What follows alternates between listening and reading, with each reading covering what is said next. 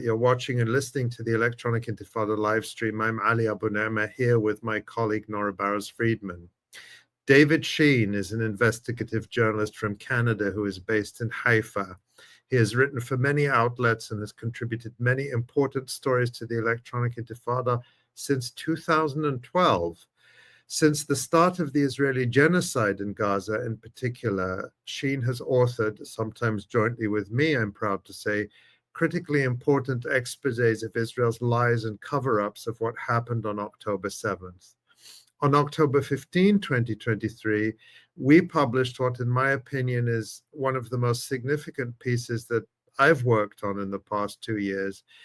The headline is, Israeli forces shot their own civilians, kibbutz survivor says. That survivor, Yasmin Porat, gave the first detailed account of how Israeli forces fired on the home of 𝐓𝐡𝐞 𝐄𝐿 in kibbutz Be'eri, massacring a number of Israeli civilians and Palestinian fighters inside. And it was perhaps the first major revelation of how Israel killed many of its own people that day. In July last year, David Sheen and I wrote about how the Israeli army has tried to cover up the deliberate tank shelling of 𝐓𝐡𝐞 𝐄𝐿's house, even though it was clear that there were Israeli civilians inside who would be, and in fact were, incinerated. That cover-up was apparently intended to protect Barak Hiram, the brigadier general who ordered the attack. There were many other such incidents of Israel using massive and indiscriminate fire against its own people on October 7th, or explicitly invoking the so-called Hannibal Directive, an Israeli military doctrine that allows the use of lethal force to stop Israelis being taken captive, even if it means knowingly killing them. While it was known that Israel had used the Hannibal Directive previously against its own soldiers, October 7th is the first time it was used, and on a wide scale, against Israeli civilians as well as soldiers. Our colleague Asa Winstanley has, of course, reported on that for the Electronic Intifada, as well as on this live stream. As for David Sheen, his most recent piece was published by the Electronic Intifada on April 30th. It's headlined, The Vach Brothers, Israel's First Family of Genocide. We're going to talk about that and other developments right now with David Sheen. David, welcome to the Electronic Intifada live stream. Thanks for having me. Good to be here. Good to see you, It's David. great. Yeah, we've spoken about you many times on the live stream, but we're and of course you've been on the Electronic Intifada podcast, but we're really excited to have you on the live stream now, David. Before we get into the discussion, let's watch this short video clip together. Sure. Is the destruction then? I'm sorry. Why is the destruction? It looks like a more like a cause of our tanks attack. fight on them. Yeah, because they were blocked in these houses, and we need to conquer back the whole settlement, and it couldn't be happened without the tanks. So how many were here, and then how many survived? How many did you? No one survived from this house. From other buildings, we rescued many. Where you stand exactly?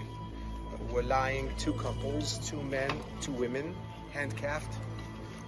And inside this house were another 15 burned people, among them 8 babies.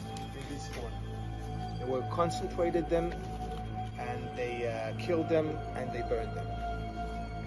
Did you see? I evacuated them. So, David, that was a clip from a video report you made for the Electronic Intifada last year, and it's also, people can watch it in your latest article.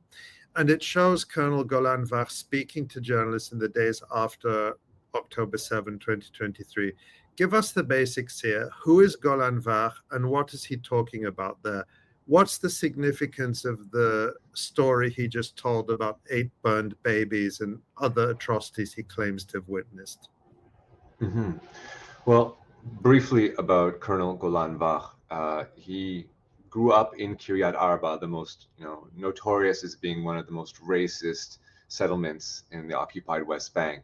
outside of Hebron. He grew up there, and his father was actually the mayor of the town. Growing up, he goes to the military academy called Bnei David, and at this academy, it is, you know, probably the most racist academy in the country, preparing Israeli soldiers and teaching them, if you can believe this, even preaching for the reestablishment of literal slavery, to actually enslave Palestinians literally.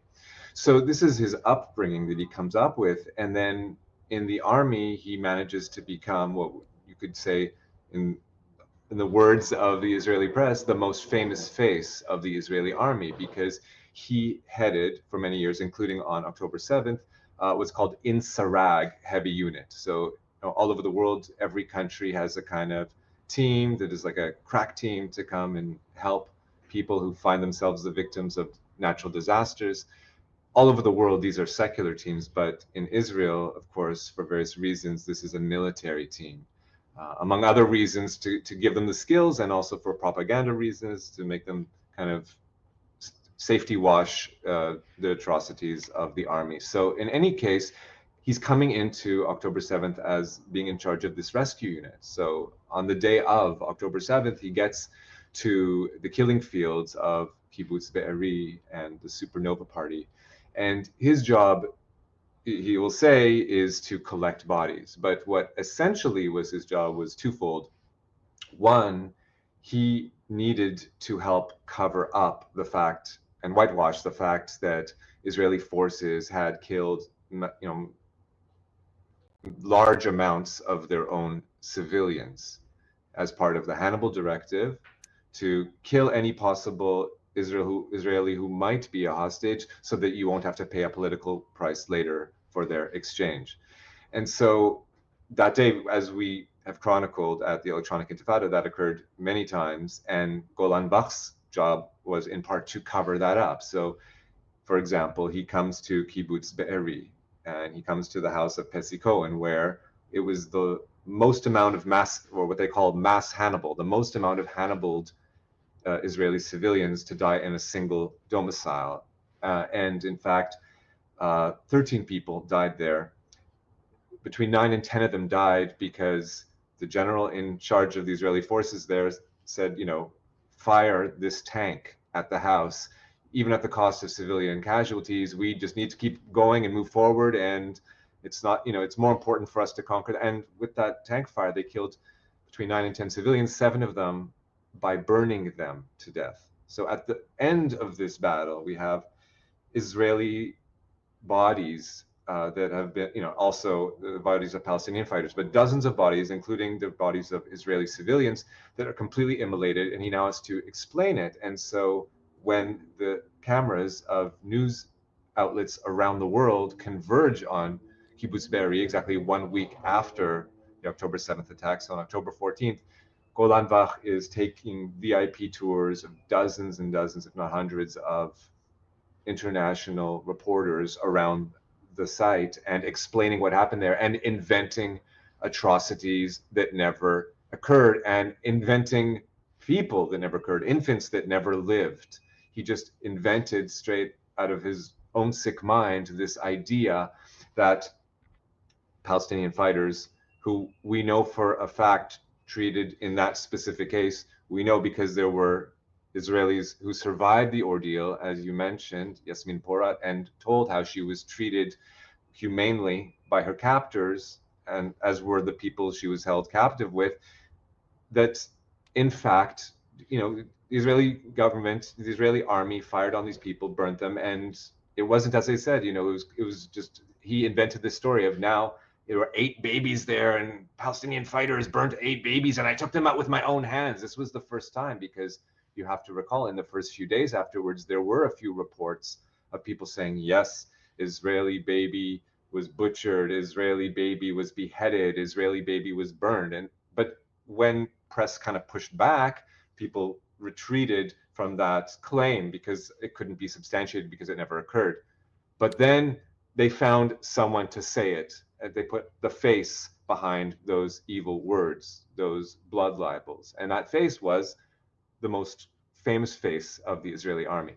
So therefore, the most likely to be believed. And so when he said it to all these countries, to all these international journalists, rather, they believed it and they broadcast it. And this is how it held currency and still holds currency, because till this day, Israeli Prime Minister Benjamin Netanyahu, whether he travels to the US Congress, Washington, D.C., or whether he speaks at the United Nations in New York City, he is repeating these blood libels over and over again, these stories that never existed, purely on the basis of the claims of this liar, Colonel Golan Vach, who invented these 6 stories for 2 reasons. One, to cover up the harm that Israel had done to its own citizens, and also, of course, to incite the genocide that followed.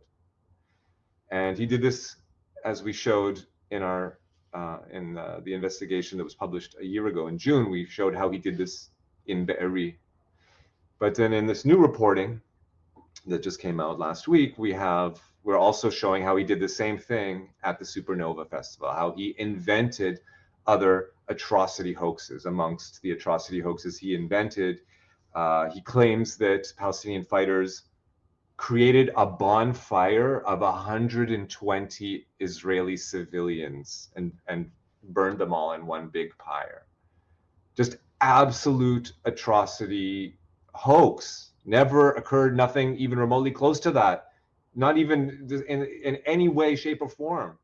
Okay, it's the same thing. He said that around 100 Israeli women were raped. He describes 100 Israeli women tied to trees in the Supernova party area. Again, absolute lies, no basis in reality whatsoever. The most atrocious lies imaginable in order to incite genocide. Now, what we also show in the new investigation is, I mean, I've basically just given you the importance of what Golan Vach did, but as we show in the new article published last week, he got to not only incite that genocide, but then participate in it and lead it, if you can imagine that. The people that, perpetuated these lies that ended up, being used to manufacture consent for the annihilation of the Gaza Strip and Palestinian life there, then enabled those very same Israeli officers to be at the forefront, the vanguard of the destruction of Palestinian life in the Gaza Strip. So the way that it can most easily be understood is the so-called Netzarim axis, okay, which is basically a highway that Israel built of destruction to bisect the entire Gaza Strip. And this was created of a certain width, but then once the Israeli brother, the younger brother of Golan Vach, but of a higher rank in the army. Thank you, David. Just to as you say, well, maybe spell out for us. You say that obviously Golan Vach played a key role. He was the face of Israel's atrocity propaganda and lies, telling these fabricated stories about burned babies and bonfires of Israelis, which is all spelled out in your newest article. And then you say he went into Gaza and he was particularly focused on the so-called Netzarim axis, or Netzarim corridor, as we've often called it in this live stream. And you mentioned his brothers. Your article is called the Vach brothers, the first family of genocide. So why don't you tell us, so there's Golan Vach, tell us who his brothers are and what they all did in Gaza once the genocide began. Okay, so it's also worth mentioning that Barak Hiram, the general who led Israeli forces, who gave the order to shoot that tank at the House of Pessikon in Be'eri that resulted in the torching, the immolation of all these Israeli civilians, that was also one of the people who then led the genocide. So his name, again, Barak Hiram, head of the 99th Division. So basically the Netzarim Junction, the forces that occupied it and who mercilessly killed Palestinian civilians who lived in it and passed through it for the last year and a half. So it was basically a number of Israeli fighting units that went one after the other and, completed that mission of obliterating Palestinian life there. That task was shared by both Barak Hiram, the general from Be'eri, and Yehuda Vach, who was the brother of Golan Vach, the rescue chief and insider of blood libels.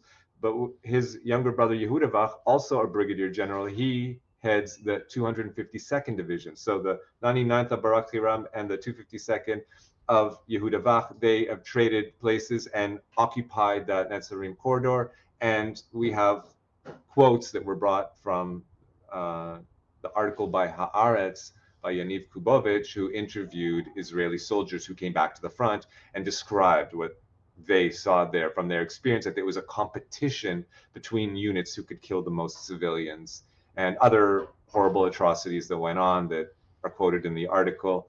But what Yehuda did as the overall commander in charge, he brought in his brothers. And what his brother Golan Vach of blood libel fame, what he did was he became essentially what they call the demolitions contractor of the Gaza Strip. Okay, so he utilized the skill sets that he specialized in for serving in this United Nations recognized rescue unit, and those same technologies and contacts and skill sets he used in order to increase the amount of destruction in Gaza. And Haaretz reporting describes, based on these soldiers who were there, saying that they built up buildings that served no military purpose, that could not have threatened them in any way, shape, or form. It was all about destruction, because these men, again, studied Ad B'nai Eli, want the genocide to occur, want non-Jews to be genocided from the country. And so they did everything they could to do that, including even going beyond the regular rules of the army, as if the army's war plans weren't brutal enough. So it's alleged in the article that the Vach brothers, Yehuda Vach bringing in his brothers, that they essentially ramped up the genocide.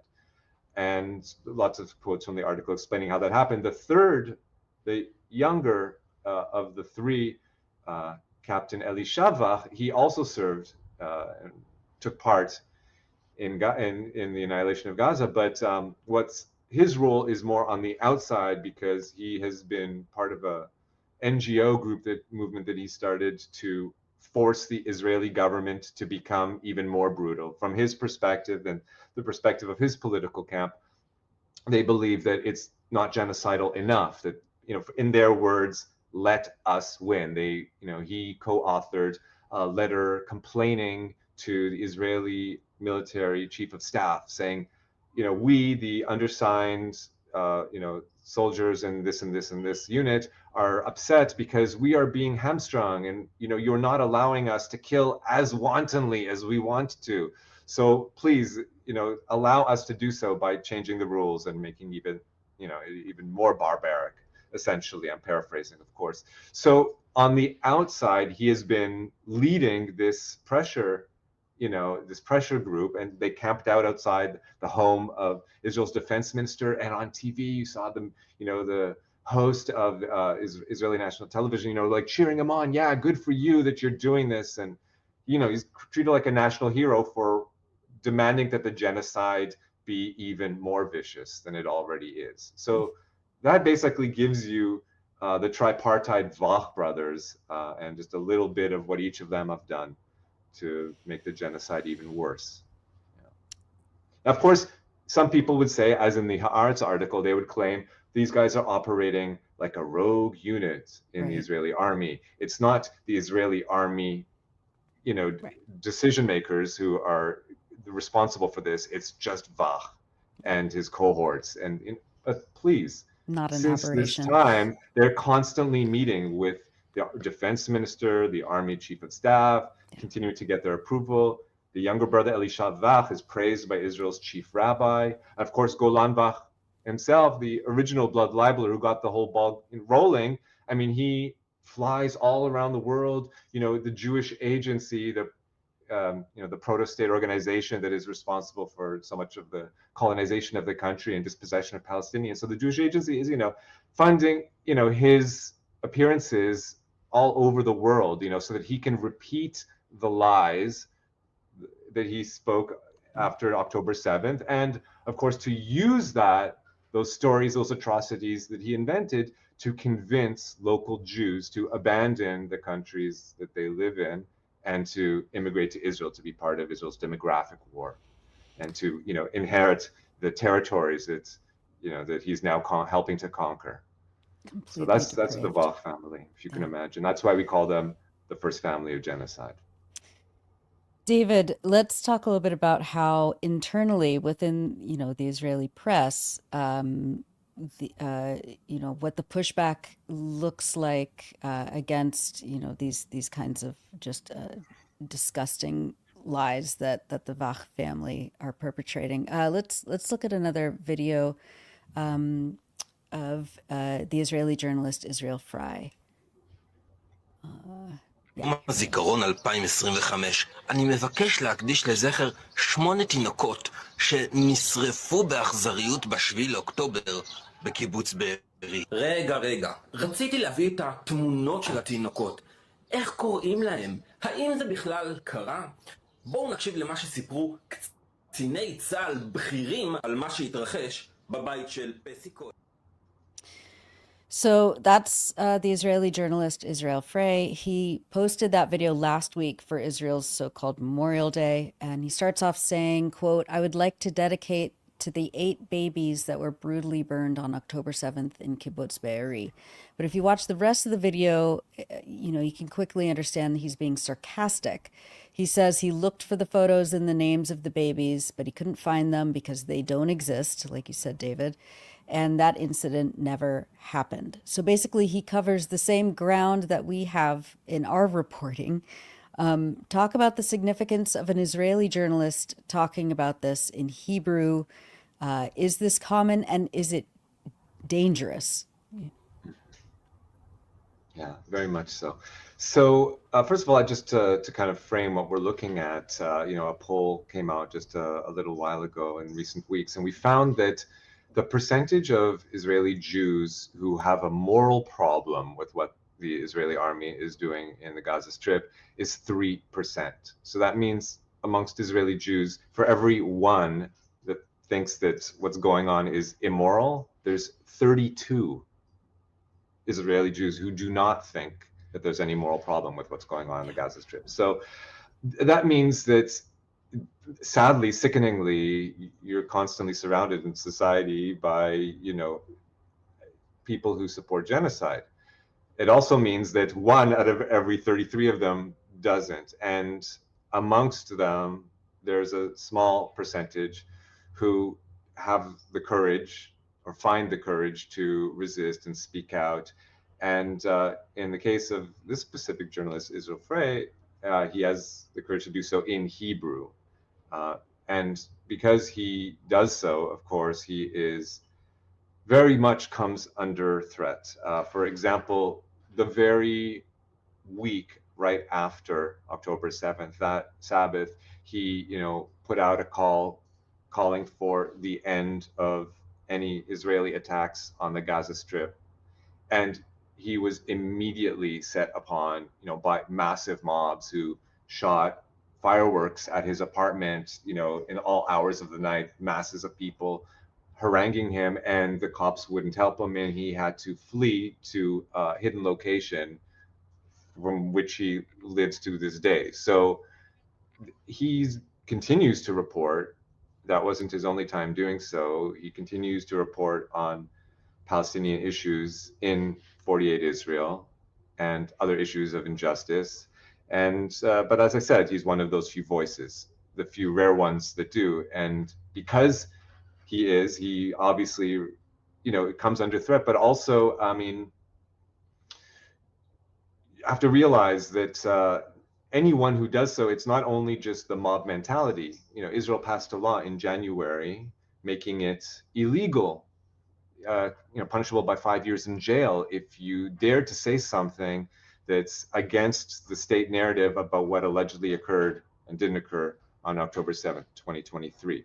So, I mean, Israel has already been brought in by the police accused of incitement to terrorism, and he's been interrogated. So it's not clear. Already there's, a cloud of suspicion on him from the streets, from the police, and, with obviously the state forces cracking down inside 48 on any kind of free discourse and discussion about what's going on, it's going to be pressure on people to completely, to be completely silent about it. So he's taking some risk.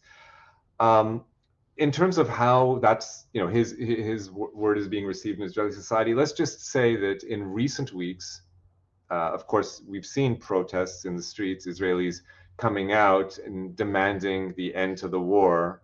But the people who come to those protests are interested in the main in the end of the war so that there can be Israeli hostages repatriated back to Israel. They're not interested in the end of the war because it's the cause of the death of, thousands of tens of thousands of Palestinian children. In fact, at these protests, when there is a small minority of people who aren't just, holding up the yellow ribbons for the hostages, but have other signs that say, stop the genocide or whatever relating to the deaths of Palestinian children, then you have the parents of those hostages coming on the microphone and saying, we don't want you here. This is only for the hostages. We don't want any signs about Palestinian children. This isn't about the Palestinian children. In one case, a mother of one of the hostages comes and actually rips the signs out of their hands. So, the few Israelis who from minute one were calling for a hostage deal, which would have been in the best interests, of course, of Israeli civilians, they are, and only later, hostage families started to organize, and only later did they start to have the chutzpah to say, okay, well, maybe we should oppose the government policy and demands that the government prioritize the return of our children. So these Johnny-come-latelys, who are the families of the actual victims, are, they're mad because if their protest smells a little bit leftist, then it'll drive even more racist Israelis away from the camp that's calling for the end of, a ceasefire of some sorts. So they're worried about losing the vast majority of Israelis who don't, from their perspective, the war should be eternal. And so therefore, they're, the few people who were the first ones to call for an end to war are being, signs ripped from their hand and, of course, arrested at protests. Here in Haifa, we saw police arresting protesters who are protesting against the war. The few who show up, with the minute they pull out a sign that's anti-genocide, the minute they start chanting something, boom, police comes in, takes them to a car, and that's the end of the story. So very, very, very little pushback against the genocide in Jewish Israeli society. And you're in Haifa, which is known as a mixed city, which is a polite way of saying that not all the Palestinians were ethnically cleansed when the Zionist settler colony was established.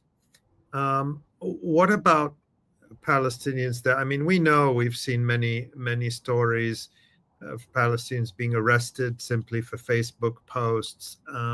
What can you say about the situation in the city where you live?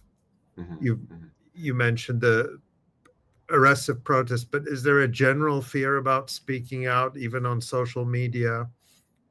How does it work there? Sure. Well, because Haifa is far from the 67 area, so you don't have some of the same concerns that, say, the Jerusalemites might have, because they're more liable to pass some kind of checkpoint where they would have to potentially submit their mobile phones and then be subject to a search of their social media. So here in Haifa, you wouldn't really worry about someone encountering you in the streets. Just to put it in perspective, when we talk about mixed cities, historically, for hundreds of years, if not thousands of years, Haifa's been a mixed city. It was a multicultural Muslim city coming into the 20th century. In 1947, it was 50-50 At that point, Jews had colonized it to the point where it was 50% Jewish, 50% Palestinian, and after the Nakba, it became 90+% Jewish. So since that time, it's been just about the same. So when we talk about mixed city, I just don't want people to think 50-50. We're talking about today about 12% Palestinian, something like that. In any case, which is remarkable because in Israeli propaganda, Haifa is always presented as this model of coexistence, which of course Israel doesn't want, because if they wanted coexistence, then you wouldn't have to have like a Jewish supremacist state. You could just have coexistence. But yeah, I mean, Haifa is, I'm not going to lie, I mean, the reason why I live here is because in 48 territories, it's from my perspective the best possible world. You know, not only the natural beauty, you know, seeing as we are right here on the Mediterranean, from my apartment I can see all the way to Akka on a clear day. So besides the natural beauty of the city, the fact that there is, I will just say that it's maybe of the very few mixed cities, so-called mixed cities, where you have both, where it's not just 90% Jewish or 90% or more Palestinian. It's the one of the maybe handful of places where it's mixed. So here you actually have in the city center a Palestinian middle class that's strong economically, and I think that more than anything is what sets the vibe up. So it can create a space, because it's, you know, the Palestinians are firmly rooted now financially in the city, to create a culture in which people can tap into it. But of course, anyone who I talk to is just, you know, has their heads down. Of course, there's a little bit of political activity there. As I mentioned, there are protests every couple of weeks against the war, but they're treated with zero tolerance. And it's only a few dozen people who show up, unfortunately. People are, you know, naturally, they're thinking of their own finances. I know, of course, people who are also leaving. I saw this more amongst Jewish citizens on the left side of the political spectrum, but I'm starting to see it also now in the Palestinian community, of people themselves leaving, or their children are leaving. It's certainly a phenomenon. People are, this isn't a way to live, and it's gotten only worse since October 7th, even in the 48 territories. And that's an issue we've discussed with Shir Hever and others, sort of the longer term brain drain, and of course now the aerial blockade that makes traveling in and out of Lid airport more and more difficult. That being the original name for what Israel now calls Ben Gurion Airport. But David, just before we let you go, just to bring it back to some of the incredible journalism that you are doing, and that we're very happy to publish at the Electronic Intifada. You know, one could despair almost that these lies continue to propagate, the lies about burned babies and all the other atrocity propaganda.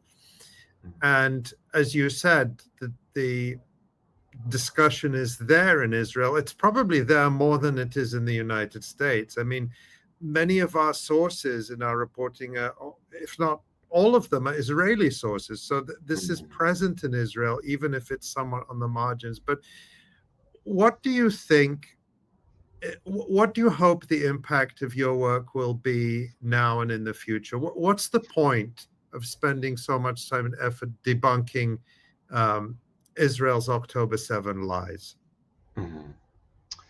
Well, you know, it's I guess what you're asking a kind of a personal question. What, you know, in a sense, you know, how are you personally motivated to do this work? I mean, I noticed it, you know, it was my job. I was working on the Al Jazeera film about what did and didn't happen October 7th. It came out in March, very soon after the Israeli government made Al Jazeera's work illegal in the country. But while working on this project, I came to realize of these lies. And once you have this information, it's like okay, I just need to preserve my brain long enough until this can get down on paper or onto bits and bytes and zeros and ones, until it can be out there. It's important that people know this, and sadly, it's it's super frustrating because the stuff around Al Jazeera came out in March of last year. The article we first published about Golan Vach in Electronic Intifada, that came out in June. So optimally, if people would have been horrified, at that point, then Yehuda Vach would have never been able to replace Barak Hiram in the Netzarim Junction, and all the destruction that he and his brothers were then responsible for exacerbating wouldn't have occurred. I mean, of course, it doesn't do anything about all of the destruction that did occur, but I realize that, like, seriously, if one of these articles would have gone viral outside of small pro-Palestinian circles, then it could have changed how things went down. And so of course it's frustrating, but I cannot allow the measure of whether I do this work be based on if I managed to get 1 million views or if it managed to crack the mainstream media, because then the work wouldn't happen. It has to happen. So you can't depend upon that to be motivated. I don't lack for motivation. What's right is right and wrong is wrong. If I need extra motivation, which I don't, I think about my own grandparents who went through the Holocaust and lost dozens of members of their families. And I am horrified at the thought that people will legitimately start. I mean, of course, it's illegitimate to say, but it's logical to understand why they would start to say, well, if these Jews made up all these horrific atrocities, well, it was just that Jew and that Jew. Well, it's the head of the army unit that did it. And then it was the prime minister of the country and the president of the country and the Democratic majority, in the United States, who repeated these ad nauseum. And then people are going to say, well, if the mainstream Israel and Israel in power supported these atrocious lies, then what's not to say that the horrors of the Holocaust weren't invented and there was no genocide of the Jews by Nazi Germany? So if anything, if I which I don't, but if anything, that that motivate me to be like, all the more reason why this needs to come out, so no one can afterward say, oh, people tried to sweep it under. Well, yeah, sickeningly, people did try to sweep this under the rug, and sickeningly, the rest of the Israeli media has completely ignored this, and they've been afraid, even on the left side of the spectrum of the media, they've been afraid to challenge the Israeli government's narrative about October 7th for fear, again, of losing the mainstream, which they'll never receive anyways, because the mainstream is already so skewed to the far right. But in doing so, they've completely, put me at risk and put the name of Jewish people at risk for eternity by making the official state of the Jews out to be the biggest blood libelers of the 21st century. So I don't need to, I wake up in the morning and I've got work to do, and we do it because we have to do it. And if I happen to be here at this particular corner where I'm able to make a difference, great. Everyone does their part, Well, you certainly have made a difference, and you are making a difference, David. I'm very proud of the investigations we've done about what happened on October 7th and revealing many of the lies. And our work has stood the test of time, because the more that comes out, the more it's clear that we were right about some of the things we said very early on, and before many other people dared to say them. And we're very grateful to you, because your work has been critically important in that. And I want to remind people that your most recent article for the Electronic Intifada was published just at the end of April, and it's called The Vach Brothers, Israel's First Family of Genocide. And I highly recommend reading that and all your other work. You also have a website. What's your website, David? It's just davidsheen.com, just my name, and it should be right there on screen. And you're also active on social media, and I know that all your social media accounts are linked from your website too, as well as in your articles at the Electronic Intifada. So thank you for joining us, David. It took a long time to get you on the live stream, but it won't hopefully take us as long a time to get you back. And we're very, very grateful to you for joining us today.